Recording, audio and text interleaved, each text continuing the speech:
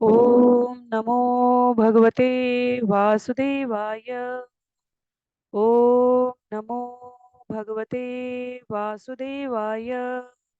ओम नमो भगवते वासुदेवाय। हरे कृष्णा। सभी भक्तों को सादर प्रणाम। श्रीमद् भागवतम महापुराण सत्रों की इन श्रृंखला में आज सत्र 588 में सभी भक्तों का स्वागत है। हम सभी यहाँ पर श्रीमद् भागवतम महापुराण को अंतर्राष्ट्रीय कृष्ण भावनामृत संघ के संस्थापक आचार्य कृष्ण कृपामूर्ति श्री श्रीमद् अभय चरणारविंद भक्ति वेदांत स्वामी श्रील प्रभुपाद की पुस्तक के माध्यम से भक्तों के संग श्रवण करने का प्रयास कर रहे हैं। जैसा कि सत्रों का प्रारूप है, वर्तमान विषय वस्तु का संक्षिप्त अवलोकन, तत्पश्चात मंगलाचरण और उसके बाद एक एक श्लोक का वाचन और अनुवाद, श्रवण और पठन करते हुए हम सभी सत्र में आगे बढ़ने का प्रयास करेंगे। वर्तमान विषय वस्तु की बहुत ही संक्षिप्त पुनरावृत्ति के इस क्रम में यदि हम सभी को स्मरण हो तो स्कंद 11 अध्याय 2 में 3 वक्ताओं और श्रोताओं के युग्म की वार्ता चल रही है। पहली वार्ता जो महाराज निमि के समक्ष ऋषभ देव के पुत्रों, ऋषभ देव जो स्वयं भगवान के अंशावतार हैं, उनके नव योगेंद्र पुत्रों के द्वारा महाराज निमि द्वारा पूछे गए 9 प्रश्नों के उत्तर में आयोजित की गई है, जिसे एक बार के द्वारका प्रवास के समय नारद मुनि ने वसुदेव को सुनाई है और महाराज परीक्षित के समय सुखदेव गोस्वामी उसकी पुनरावृत्ति कर रहे हैं। इसलिए शास्त्र के वचन अकाट्य हैं। इसलिए भगवान के श्रीमुख से निकले हुए वचन गुरु शिष्य परंपरा में प्रवाहित किए जाते हैं, क्योंकि वह सत्य सार्थक ज्ञान सभी के कल्याणार्थ होता है। महाराज निमि के प्रश्न इस अध्याय में वर्णित हैं। महाराज निमि का प्रश्न है, सर्वोच्च शुभ क्या है? धर्म, स्वभाव, आचार, वाक्य तथा भागवत के लक्षण क्या हैं? भगवान विष्णु की बहिरंगा शक्ति क्या है? इस माया से कैसे विलग हुआ जा सकता है? ब्रह्म की असली पहचान क्या है? कर्म के 3 प्रकार अर्थात सकाम कर्म के फल भोग पर आधारित कर्म, भगवान को अर्पित कर्म तथा नैष्कर्म्य कौन कौन से हैं? ईश्वर के विभिन्न अवतारों की कौन कौन सी लीलाएं हैं? भगवान के विरोधी तथा भक्ति से विहीन अर्थात अभक्तों का अंतिम गंतव्य क्या होता है? तथा चारों युगावतारों के वर्ण रूप तथा नाम क्या है और उनके पूजन की विधि क्या है? तो इस अध्याय में स्कंद 11 अध्याय 2 में प्रथम 2 प्रश्नों की वार्ता है, जहां सर्वोच्च शुभ क्या है इसे हमने पिछले सत्रों में श्रवण किया है। 2.30 अध्याय 2 श्लोक संख्या 30 में पूछा गया है प्रश्न 2.43 तक नव योगेंद्रों में प्रथम कवि मुनि द्वारा वर्णित किया गया है। 2.44 में महाराज निमि दूसरा प्रश्न करते हैं, धर्म, स्वभाव, आचार, वाक्य तथा भागवत के लक्षण क्या है, जिसे हम सभी श्रवण कर रहे हैं। तो इस अध्याय की समाप्ति तक हम इस दूसरे प्रश्न के चर्चा को श्रवण कर रहे हैं। और तीसरा प्रश्न, भगवान विष्णु की बहिरंगा शक्ति क्या है, उसके लिए हम सभी स्कंद 11 अध्याय 3 में प्रवेश करेंगे। तो मंगलाचरण के पश्चात आज के सत्र के लिए हम सभी स्कंद 11 अध्याय 2 श्लोक संख्या 51 से आगे बढ़ेंगे। आरंभ करते हैं मंगलाचरण से। नारायणं नमस्कृत्य नरं चैव नरोत्तमं देवीं सरस्वतीं व्यासं ततो जयम् उदीरयेत्। शृण्वतां स्वकथा कृष्ण पुण्यकथा श्रवणकीर्तन यद्यन्तस्थो यभद्राणि विधुनोति सुयत्स्यताम्। नष्टप्रायेषु भद्रेषु नित्यं भागवत सेवया भगवत्युत्तमश्लोके भक्तिर्भवति नैष्टिकी। ओम अज्ञानतिमिरान्धस्य ज्ञानाञ्जनशलाकया चक्षुन्मीलितं येन तस्मै श्रीगुरुवे नमः। मूकं करोति वाचालं पंगुं लंघयते गिरिं। सिग्नल चला गया।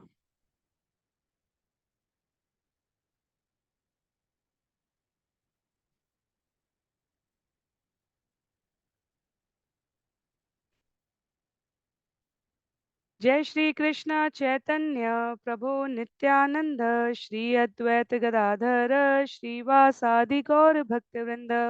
हरे कृष्णा कृष्णा कृष्णा हरे हरे, हरे राम राम राम हरे हरे। हरे कृष्णा कृष्णा कृष्णा हरे हरे, हरे राम राम राम हरे हरे। हरे कृष्णा कृष्णा कृष्णा हरे हरे।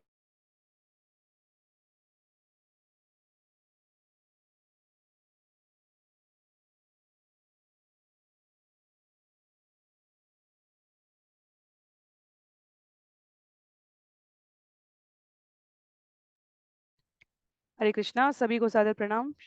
पुनः सभी का स्वागत है सत्र 588 में, जहां हम सभी स्कंद 11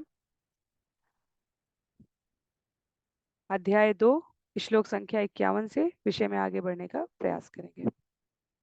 जिनके पास पुस्तक है, मेरा अनुरोध है आप पुस्तक का प्रयोग करेंगे। अन्य सभी की सुविधा के लिए मैं यहाँ स्क्रीन पर श्लोक प्रस्तुत करने का प्रयास करूंगी। महाराज निमि द्वारा पूछे गए प्रश्न के उत्तर में, जिसमें धर्म, आचार, स्वभाव, भागवत के लक्षण क्या हैं, नव योगेंद्रों में द्वितीय हवि मुनि कहते हैं, न यस्य जन्म कर्माभ्याम न वर्णाश्रम जाति भी सज्जते अस्मिन् अहम भावो देहे वैस हरे प्रिय। उच्च कुल में जन्म तथा तपोमय एवं पुण्य कर्मों का निष्पादन निश्चय ही किसी को अपने ऊपर गर्व जताने वाले हैं। इसी तरह यदि समाज में किसी को प्रतिष्ठा मिलती है क्योंकि उसके माता पिता वर्णाश्रम की सामाजिक प्रणाली में अत्यधिक आदरित है, तो वह और भी ज्यादा पागल हो जाता है। किंतु यदि इतने उत्तम भौतिक गुणों के उपरांत भी कोई व्यक्ति अपने भीतर तनिक भी गर्व का अनुभव नहीं करता, तो उसे भगवान का सर्वाधिक प्रिय सेवक माना जाना चाहिए। तो भागवत के लक्षण की चर्चा चल रही है यहाँ पर। सुखदेव गोस्वामी महाराज परीक्षित को हवि मुनि के शब्दों का उदाहरण देते हुए बतला रहे हैं कि जन्म, कर्म, गुण और स्वभाव, इनमें गुण, कर्म और स्वभाव की भगवान द्वारा वर्णाश्रम प्रणाली में स्वीकारोक्ति है, पर जन्म के आधार पर किसी भी प्रकार का सामाजिक प्रतिष्ठा, आदर और गर्व जताने वाला स्वभाव ये भगवान को अत्यधिक अप्रिय है। पूर्ववर्ती जन्मों के सकाम कर्मों के प्रतिदान में मिला हुआ पुण्य, जिसके अंतर्गत जीव प्रतिष्ठा, यश, संपत्ति, सौंदर्य का स्वामी बने और उसके आधार पर वर्तमान जीवन में वह अपने आप को इस समाज में अन्यों से उच्च समझे, भगवान के द्वारा इसकी संस्तुति नहीं है। आचार्य स्पष्ट करते हैं, श्री श्रीधर स्वामी का कहना है कि देहात्म बुद्धि को पुष्ट करने वाले तत्व होते हैं ये सब। जो सौंदर्य किसी जीव को प्राप्त हो, जो संपत्ति किसी को प्राप्त हो, जो किसी उच्च विशेष कुल में किसी ने जन्म लिया हो, यह सब पूर्ववर्ती सकाम कर्मों के पुण्य में अर्जित सुकृत से मिला हुआ ऐश्वर्य है। और एक प्रकार से यह भौतिक शरीर को स्वर्णिम जंजीरों में बांध कर रखता है। पर यदि इतना सब कुछ मिलने के बाद भी किसी के जीवन में किंचित मात्र भी गर्व नहीं है, अहंकार नहीं है, तो उसे भगवान का सेवक समझा जाना चाहिए। तो ये भागवतम के लक्षण बताए जा रहे हैं। भागवतम व्यासदेव इस पूरे श्रीमद् भागवतम के आरंभ में प्रस्तावना में उल्लिखित करते हैं, दो प्रकार के कहे गए, एक भागवतम पुस्तक कही गई है और एक भागवत को अपने जीवन में, आचार में, व्यवहार में पालन करने वाले मनुष्य जीव कहे गए हैं। तो भागवतम व्यक्ति के रूप में और भागवतम पुस्तक के रूप में जो मूल तत्व समाहित किए हुए हैं, वो भगवान की शरणागति, पूर्णतया शरणागति प्राप्त कैसे हो, इस पर चिंतन, विचार। और जीवित भागवतम वो है जो भागवतम की शिक्षाओं को अपने जीवन में धारण करते हैं। तो दोनों के ही मूल में शरणागति किसी के प्रति हमारे जीवन में तभी आती है जब अहंकार नहीं होता। और इस जगत और जगदीश के मध्य आचार्य कहते हैं, जगदीश के ऊपर, जगदीश के श्री चरणों में की गई शरणागति सर्वश्रेष्ठ मानी गई है। किसी भी प्रकार के देहात्म बुद्धि से अर्जित अहंकार हमें इस जगत में प्रवृत्त रखता है। हम इस जगत में और अत्यधिक स्वीकारोक्ति की आकांक्षा करते हैं। जो इस जगत में जितना ही लिप्त होता है, वो भगवान के श्री चरणों से उतना ही निर्लिप्त दूर हो जाता है। तो यह ईश्वर के द्वारा प्रदत्त संसार है। हम ईश्वर के संसार में हैं, संसार हमारे भीतर नहीं होना चाहिए। आचार्य कहते हैं यहाँ पर, भक्ति सिद्धांत सरस्वती ठाकुर के द्वारा रचित अनेकों ऐसे स्मृति ग्रंथ हैं जिसमें उल्लिखित है कि भौतिक शरीर के प्रति अहंकार किसी भी अर्थ में, चाहे संबंध के रूप में, प्रतिष्ठा के रूप में, सम्मान के रूप में, संबंधों के रूप में, यह तथाकथित पुण्य कर्मों के अनुसार वर्णाश्रम प्रणाली में पूर्ववर्ती कर्म फल की गणना के आधार पर प्रदान किया गया है। पर जिन लोगों ने वास्तव में कृष्ण नाम की शरण ले रखी है, वो ना तो अपनी तथाकथित पटुता पर, दक्षता पर गर्व करते हैं, ना ही इस जन्म में उन्होंने किस परिवार विशेष में स्थान पाया है, इस पर गर्व करते हैं। और ये बहुत आवश्यक है। भगवान को प्राप्त करने के लिए तुलसीदास बाबा कहते हैं, निर्मल मन जन सो मोहि पावा, मोहि कपट छल छिद्र न भावा। अहंकार हमारे भीतर अनेकों प्रकार के दुर्गुणों को तटस्थ रूप में प्रोत्साहित कर देता है।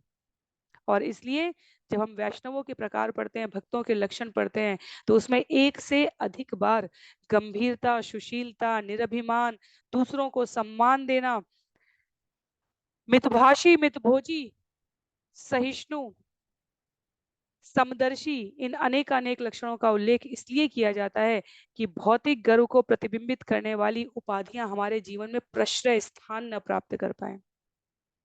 अंतर्राष्ट्रीय कृष्ण भावनामृत संघ में प्रत्येक साधक दूसरे को प्रभु कहता है, अर्थात स्वामी। मैं दास हूं। भगवान का भक्त भगवान का दास बनने की आकांक्षा नहीं रखता, वो भगवान के दासों का दास बनने की आकांक्षा रखता है। इसलिए हमारे जो षट गोस्वामी हैं, उनकी परंपरा में आए आचार्य स्वयं को दासानुदास कहते हैं। हम भगवान के श्री चरणों की सेवा में रत रहने वाले दासों के दास बनने की कामना रखते हैं। अपने समस्त ज्ञान को चैतन्य महाप्रभु ने जिन कुछ छंदों में लिपिबद्ध करके सामान्य जनमानस को युग युगांत तक भक्ति में आगे प्रवृत्त होने के लिए मार्गदर्शन किया है, उसमें उल्लेख है, अमानीना मान देना कीर्तनिया सदा हरि। जिसके जीवन में सदैव दूसरों को मान देने की प्रवृत्ति है, वही भक्ति पथ पर आगे बढ़ सकता है। आगे श्लोक संख्या 52 में भागवत के लक्षणों को और उद्धृत करते हुए आचार्य कहते हैं, न यस्य स्वपर इति वित्तेष्वात्मनि वाभिधा सर्वभूत समः शांत स वै भागवतोत्तम। जब भक्त उस स्वार्थमयी धारणा को त्याग देता है जिससे मनुष्य सोचता है कि यह मेरी संपत्ति है और वह पराई है, तथा जब वह अपने ही भौतिक शरीर से संबद्ध आनंद अथवा अन्य असुविधाओं के प्रति उदासीनता से कोई वास्ता नहीं रखता, तो वह पूरी तरह शांत तथा तुष्ट हो जाता है। वह अपने आप को उन जीवों में से एक मानता है जो समान रूप से भगवान के भिन्नांश हैं। ऐसा तुष्ट वैष्णव भक्ति के सर्वोच्च आदर्श पर स्थित माना जाता है। तो भक्त सदैव तुष्ट रहता है। भौतिक सांसारिक जगत की किंचित उपलब्धि, किंचित विपन्नता, किंचित संपन्नता, यश, मान, अपमान भक्त को उसके भक्ति मार्ग से च्युत नहीं कर पाता। शांत एवं तुष्ट होना, ये भक्त की भक्ति मार्ग पर होने वाली प्रगति को उत्तरोत्तर प्रतिबिंबित करता है। ऐसा नहीं है कि भक्त के जीवन से समस्याएं समाप्त हो जाती हैं, ऐसा नहीं है कि भक्त के जीवन से कठिनाइयां समाप्त हो जाती हैं। स्कंद एक जहां ये भागवतम महापुराण आरंभ हो रहा है, वहां द्रौपदी के 5 पुत्रों को अश्वत्थामा ने पशुओं की भांति रात्रि में सोते हुए मार दिया है। कुंती महारानी उत्तरा के संग आती हैं, पाही पाही महाबाहो। वहां कठिनाइयों का निराकरण नहीं हुआ है, पर वहां पर अटल श्रद्धा, अटल विश्वास, जीवन में घटने वाली घटनाओं के प्रति हमारी प्रतिक्रिया क्या होती है, ये साधक की भक्ति के मार्ग में अग्रसरित होने की गंभीरता को व्यक्त करता है। तो हमें विषय को व्यवहारिकता के साथ समझना है। आचार्य कहते हैं कि कर्म फल के गणना को भगवान के ऊपर छोड़ देना है। हमारे जीवन का ये परम विश्वास कि ऐसा कुछ हमारे जीवन में हो नहीं सकता जो भगवत इच्छा से संस्तुत न किया गया, अर्थात जिसमें भगवान की स्वीकारोक्ति ना हो। पर इसका अर्थ ये नहीं है कि जब हमारे जीवन में कुछ घटना अप्रिय घटित हो तो हम उसके लिए भगवान से कहें, भगवान आप जानिए ये हमारे साथ कैसे हुआ, क्यों, मैं तो सदैव आपके साथ रहता हूँ। हमें चिंतन इस बात का भी करना चाहिए, जब हमारे जीवन में सब कुछ अनुकूल घटित हो रहा हो, उस समय हम भगवान को कितनी कृतज्ञता देते हैं। उस समय हम ये कहते हैं कि ये तो मैंने इतनी मेहनत की, मैंने इतना प्रयास किया, मेरा इतना सामर्थ्य था, इसलिए मुझे प्राप्त हुआ, या जीव उसमें कृतज्ञता पूर्वक भगवत कृपा देखने का आकांक्षी होता है। आचार्य कहते हैं, दुख में भगवान को स्मरण वही कर सकता है जिसने सुख में भगवान को स्मरण किया है। मृत्यु के समय भगवान को वही स्मरण कर सकता है जिसने जीवन भर भगवान को स्मरण किया है। और यदि किसी ने जीवन भर स्मरण किया है और मृत्यु के समय भगवान को स्मरण न किया, ऐसे जीव को भगवान स्मरण करते हैं।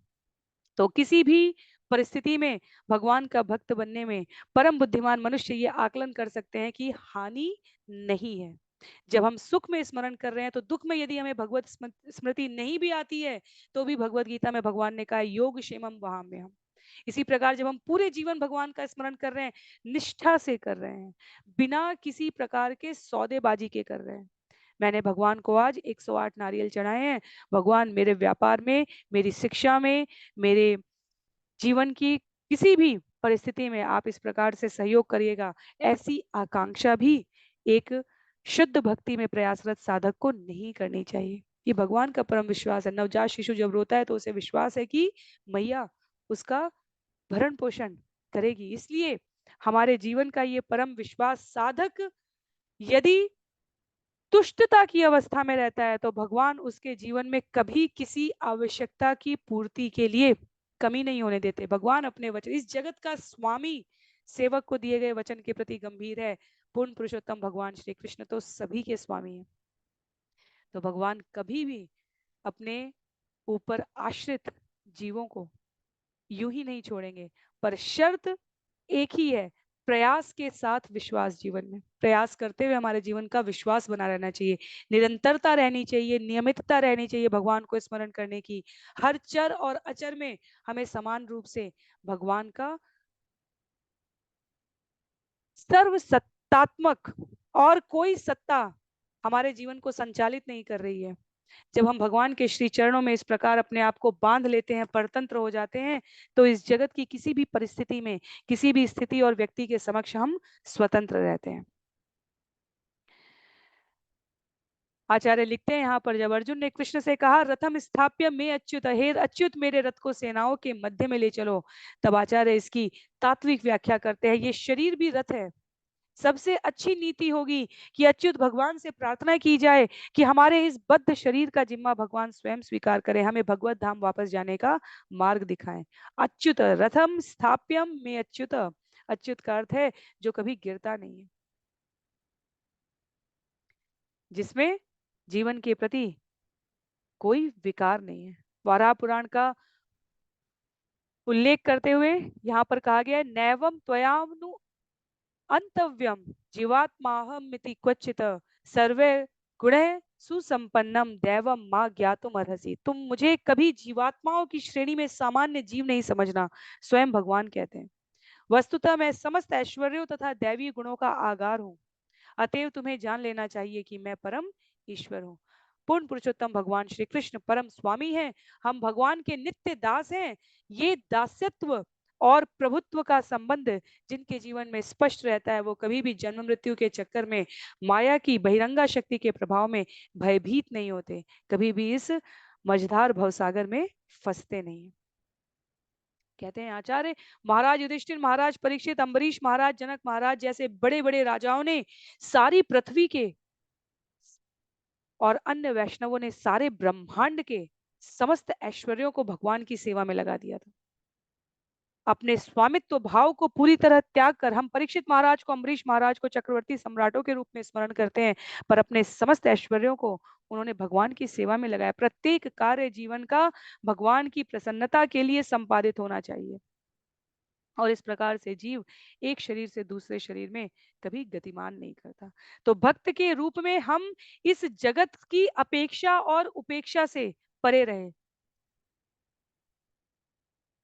श्रील प्रभुपाद और उनकी परंपरा में आए हुए अन्य आचार्य सदैव स्मरण कराते रहते हैं कि इस जीवन को संचालित करने के लिए बहुत अधिक ज्ञान की आवश्यकता नहीं है, निरंतर स्मरण रखने के लिए कुछ एक बिंदु जीवन में पर्याप्त है। इस जगत से हमें कोई अपेक्षा और उपेक्षा नहीं करनी चाहिए। अपने कर्तव्यों का निष्पादन हमें अपने हृदय के शुद्धिकरण के लिए करना चाहिए, भगवान की प्रसन्नता के लिए करना चाहिए। किसी जीव का पालन पोषण या तो संबंध के रूप में माता पिता या संतान के रूप में समझते हुए, या स्वामी और सेवक के रूप में समझते हुए भी हमें इस बात के लिए सावधान रहना चाहिए, हमारी अनुपस्थिति में भी उस जीव को जीवन देने के लिए वो जीव अपनी स्वयं की यात्रा पर है, उस जीव को जीवन देने के लिए भगवान प्रतिबद्ध है। हम तो उनकी योजना में सिर्फ निमित्त मात्र हैं। तो जब ऐसा तुष्ट वैष्णव भक्ति के सर्वोच्च आदर्श पर स्वयं को स्थापित करने के लिए प्रयास करता है, तो यहाँ पर हवि मुनि कहते हैं कि ये परम भागवत के लक्षण हैं।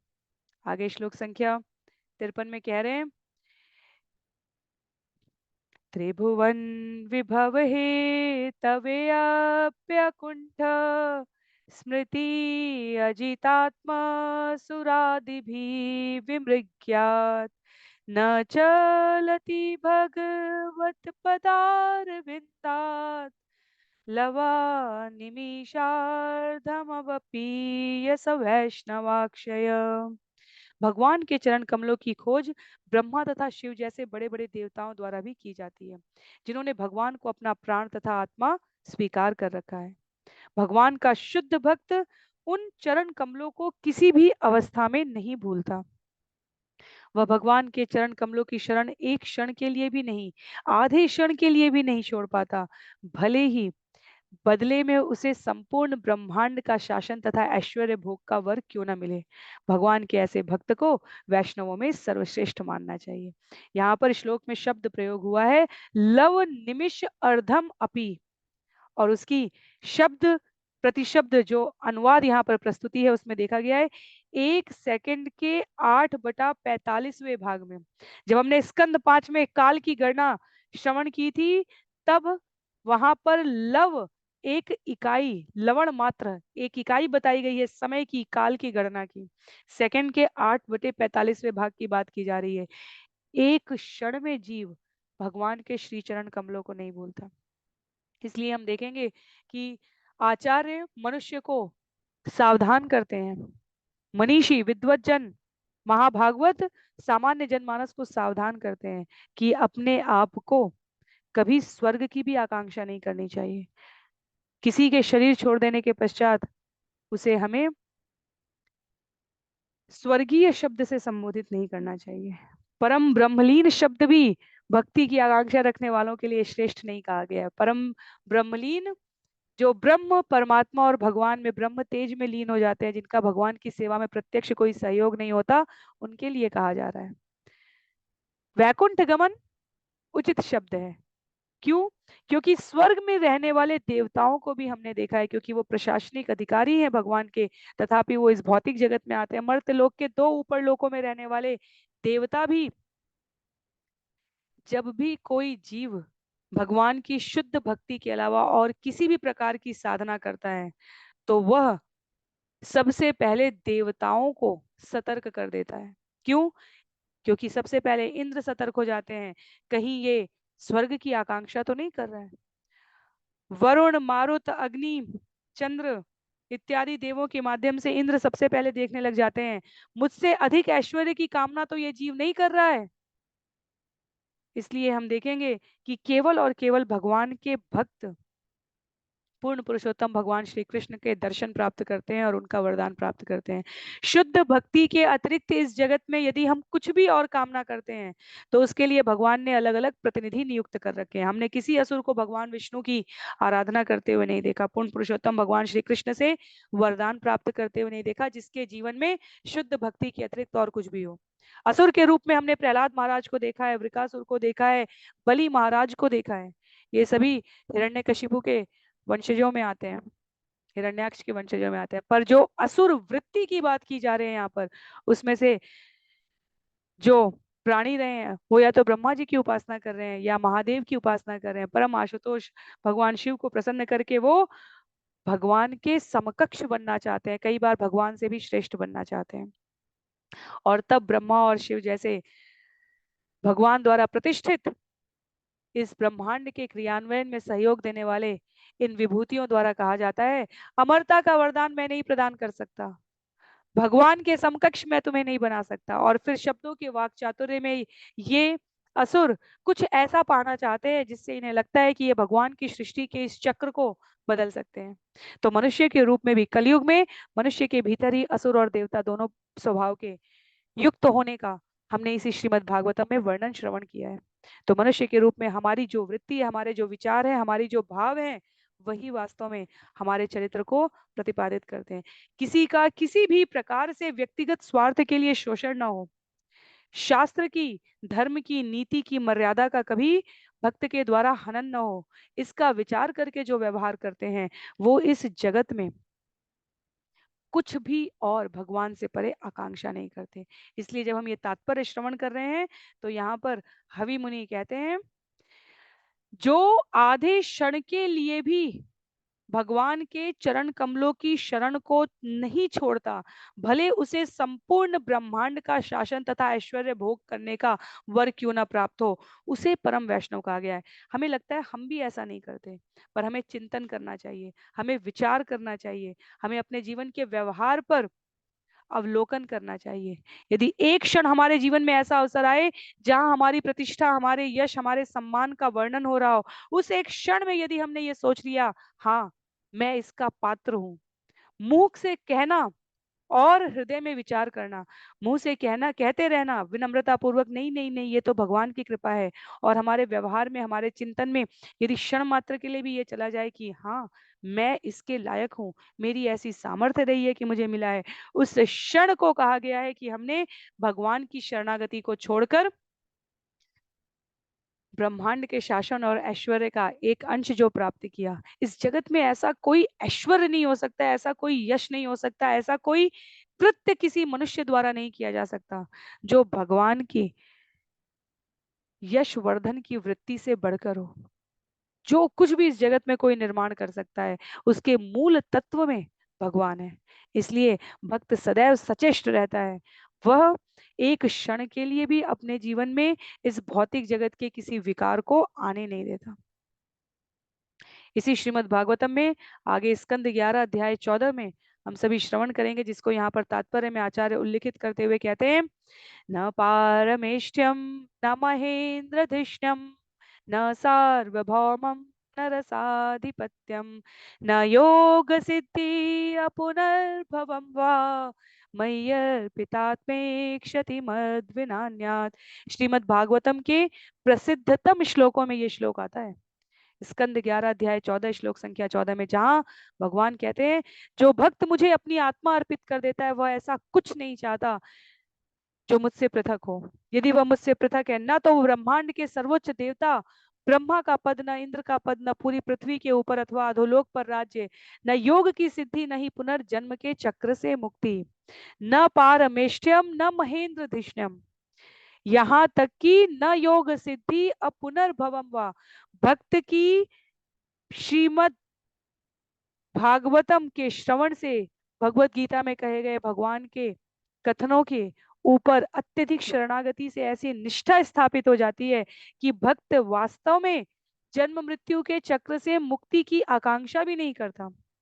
वो तो ये कहता है, भगवान मुझे नरक में रखो, स्वर्ग में रखो, मुझे इस धराधाम के किसी भी कोने में रखो, इस ब्रह्मांड के किसी भी कोने में रखो, भगवान मुझे अपने नाम से, अपनी शरणागति से और अपने दिए गए उत्तरदायित्व को, जिसे मैं आपका काम समझकर, तो ना भगवान के नाम से ना भगवान के काम से मैं एक क्षण के लिए विरत हो पाऊं। भगवान मुझे इस बात की चिंता नहीं है कि आप मुझे जीवों में सर्वश्रेष्ठ ब्रह्मा का पद देते हैं, देवताओं में सर्वश्रेष्ठ इंद्र का पद देते हैं, या आप मुझे धरती के नीचे वाले उन लोगों का राज्य देते हैं जहां ऐश्वर्य की प्रचुरता है। वास्तव में जब कोई इस जगत में बहुत अधिक सकाम कर्म करता है, पुण्य की आकांक्षा से कर्म करता है, और उसने पाप भी कर रखे हो, क्योंकि पाप और पुण्य का कोटा अलग अलग चलता है, और वो इसका उपभोग करना चाहता है, तो आवश्यक नहीं है कि वो धरती के ऊपर के लोकों में ही जाए, वो धरती के नीचे के लोकों में भी जाता है। अधोलोक का ऐश्वर्य स्वर्ग लोक से भी अधिक है, पर वहां जो वृत्ति है वो तामसिक है। अधोलोक में सात्विकता की प्रचुरता कम है, वहां पर तामसिक प्रवृत्ति अधिक है। अन्यथा ऐसे ऐसे नागों के द्वारा इतनी प्रचुर मात्रा में मणि माणिक्य कहा गया है अधोलोक में, और अधोलोक का अर्थ हम किसकी बात कर रहे हैं? तल अतल सुतल पाताल लोकों की बात कर रहे हैं। वहां प्रकाश के लिए सूर्य के प्रकाश की आवश्यकता नहीं है, सूर्य का प्रकाश पहुंचता भी नहीं है वहां पर। स्कंद 5 में वर्णन किया गया है कि वहां का ऐश्वर्य, इसलिए बलि महाराज को जब भेजा है, वामन देव की कथा में हमने श्रवण किया था, तब कहा था मैं इंद्र से भी अधिक समृद्ध भोग वाला राज्य तुम्हें प्रदान करूंगा, क्योंकि इंद्र को चिंता थी कि बलि महाराज का ये जो यज्ञ चल रहा है उससे वो स्वर्ग का राज्य प्राप्त कर लेंगे। बलि महाराज ने प्राप्त भी कर लिया था, तो हमें ये स्मरण रखना चाहिए कि भोग वृत्ति के लिए हमें भगवान की भक्ति करने की आवश्यकता नहीं है। ये वेदों के, ये कर्मकांड के वचन और इनका जीवन में पालन करना पर्याप्त है। भगवान की भक्ति दुर्लभ है। भगवान की प्रत्यक्ष संगति प्राप्त करना अगम्य है। जैसे संतों की संगति प्राप्त करना मनुष्य जीवन के पश्चात जो दूसरी दुर्लभ वस्तु इस जगत में कही गई है वो संतों की संगति है। उन वचनों का आश्रय स्वीकार करना बिना किसी कुतर्क के, बिना किसी संशय के, यह आसान क्रिया नहीं है। इसलिए कहा गया है कि भगवत भक्त सदैव सतर्क रहता है कि वो किसी भी प्रकार एक क्षण के लिए भी भगवत संगति से, भगवान के श्री चरणों की शरणागति से विमुख ना हो जाए। तो ये श्रवण हम अवश्य करते हैं। नियमित अनेकों स्थानों से श्रवण करने पर हमारे बुद्धि में ये बात स्थिर अवश्य है कि हम भगवान की शरणागति के अतिरिक्त कुछ नहीं चाहते। पर व्यवहारिक रूप से इसका क्या अर्थ होता है, ये यहाँ पर हवि मुनि बतला रहे हैं महाराज ने को। व्यवहारिक रूप से अर्थ ये होता है कि इस जगत में सुगति और दुर्गति दोनों ही अवस्था में हमारे भीतर भगवान के प्रति कभी संशय ना आए। जीवन में हमारे भीतर भगवान की प्रसन्नता के अतिरिक्त कोई कामना ना आए। हमारे जीवन में कभी अशांत चित्त वृत्ति ना आए। और इसका अभ्यास करना होता है। ऐसा नहीं है कि हमने एक दिन श्रवण किया और ये हमारे जीवन में स्थिर हो जाएगा। भक्ति कोई चमत्कार नहीं है। भक्ति सतत अभ्यास की प्रक्रिया है। भक्त इसीलिए कर्म फल के परिणाम से स्वयं को विमुख कर ले, ऐसा आचार्यों का स्वयं भगवत गीता में भगवान का निर्देश है। क्योंकि भक्ति के मार्ग पर चढ़ते हुए हम कभी ऐसा प्रतीत होगा कि आज भक्ति की गति थोड़ी धीमी रही, आज हमारे जीवन में कुछ विकार आ गए, कल हम पुनः प्रयास करेंगे और इसके लिए भगवान से उनकी कृपा मांगते हुए प्रार्थना करते हैं। क्योंकि भक्ति एक प्रक्रिया है, एक प्रयास है। और प्रयास की इस जगत में किए गए प्रयास में हमें कभी सफलता मिलती है, कभी असफलता मिलती है। भक्ति में किए गए प्रयास सदैव हमें आगे की ओर बढ़ाते हैं। एक बार की एकादशी छूट गई, कोई चिंता की बात नहीं है। अगली बार की एकादशी करने का हमें प्रयास करना चाहिए। आज माला पूरी नहीं हुई, हमें भगवान से प्रयास करना चाहिए, भगवान अगला दिन जवाब प्रदान करें तो ऐसी कृपा करें कि हमारे पिछले दिन की माला भी नियमित संख्या जो हमने निर्धारित की है आपकी प्रसन्नता के लिए वो पूरा हो जाए। आज भागवतम भगवत गीता का श्रवण नहीं हो पाया, कोई चिंता की बात नहीं है। भगवान आपकी कृपा से यदि आप अगला जीवन दे, अगला अगला दिन दे जीवन में, तो हम उसमें इसको श्रवण कर सकें। इसलिए मैं बहुत बहुत हृदय से आभार व्यक्त करती हूँ उन सभी श्रोताओं का जो यदि किंचित व्यवहारिक जीवन की व्यस्तता के कारण सत्रों में अनियमित हो जाते हैं तो वो वर्तमान सत्र को नहीं श्रवण करते हैं। आप लोगों के नियमित कमेंट से मुझे ये संकेत प्राप्त होता रहता है कि उन्होंने जहां पिछला सत्र श्रवण किया है उसी क्रम में इसे आरंभ करते हैं। क्योंकि ये भागवतम की कथा क्रमबद्ध अध्ययन की कथा है। कोई विषय, कोई वस्तु, कोई बिंदु जिस क्रम में सुखदेव गोस्वामी महाराज परीक्षित को सुना रहे हैं उससे इतर हमें सुनने की आवश्यकता नहीं है। इसलिए आचार्यों का स्पष्ट निर्देश है, यदि हम भगवान श्री कृष्ण की संपूर्ण लीलाओं को समझना चाहते हैं जो श्रीमद् भागवतम में स्कंद 10 में 90 अध्याय में वर्णित है, उसके लिए हमें पहले कभी भी सीधे स्कंद 10 पे नहीं जाना चाहिए। स्कंद 1 से पात्रता विकसित होती है जीव के भीतर। वो भगवान की सृष्टि और उनसे जुड़े हुए समस्त रूप, गुण, नाम के महत्व को, भागवतों के महत्व को समझ पाता है। तब स्कंद 10 में वो लीला का आस्वादन कर सकता है। तो आगे भागवत के लक्षण बताते हुए श्लोक संख्या 54 में कहते हैं, भगवत उरुवे क्रमांग्री शाखा नख मणि चंद्रिकया निरस्ततापे हृदि कथम उपसिदतां पुनः स प्रभवती चंद्रे इवोदिते अर्कताप। जो लोग भगवान की पूजा करते हैं उनके हृदयों को भौतिक कष्ट रूपी आग भला किस तरह जलाती रह सकती है। भगवान के चरण कमलों ने अनेक वीरतापूर्ण कार्य किए हैं और उनके पांव की अंगुलियों के नाखून मूल्यवान मणियों सदृश लगते हैं। इन नाखूनों से निकलने वाला तेज चंद्रमा की शीतल चांदनी सदृश है, क्योंकि वह शुद्ध भक्त के हृदय के भीतर के कष्ट को उसी तरह दूर करता है जिस तरह चंद्रमा की शीतल चांदनी सूर्य के प्रखर ताप से छुटकारा दिलाती है। बहुत सारे बिंदु हैं यहाँ पर जिस पर हमें चिंतन करना चाहिए, मनन करना चाहिए। जो भगवान की वास्तव में पूजा करते हैं, जिनके जीवन में भगवान के प्रति पूर्ण शरणागति है, वास्तव में वो इस जगत के भौतिक कष्ट से कभी पीड़ित नहीं होते। भक्त कभी नहीं कह सकता, कभी नहीं कहता कि भगवान आपने मेरे साथ ऐसा क्यों किया। जब लोग प्रश्न करते हैं कि अच्छे लोगों के साथ बुरा क्यों होता है, और वो भगवान की भक्ति में आगे बढ़ने के लिए आवश्यक कोर्स जो श्रील प्रभुपाद ने बताया है, सत्रों की जो श्रृंखला बताई है, उसमें एक विषय होता है प्रमुख रूप से। क्योंकि सामान्य रूप में इस जगत में माया के प्रभाव से, भौतिक बहिरंगा शक्ति के प्रभाव से लोग सबसे पहले अपने